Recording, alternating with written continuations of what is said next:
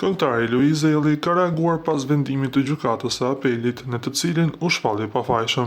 Apeli kishte rrëzuar vendimin e gjykatës së Firit, për të cilin e kishte dënuar këngëtarin me 1 vit burg për falsifikimin e një deklarate notariale.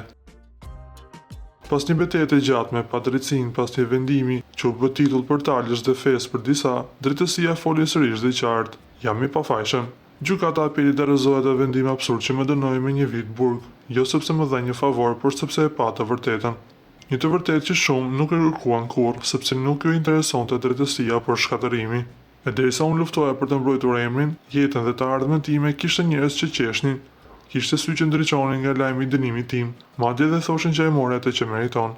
Është koha që njerëzit ta ulin kokën, jo nga frika por nga e vërteta, sepse kur e dëmton një njeri të pafajshëm nuk fiton as drejtësia as morali, por veç urrejtja.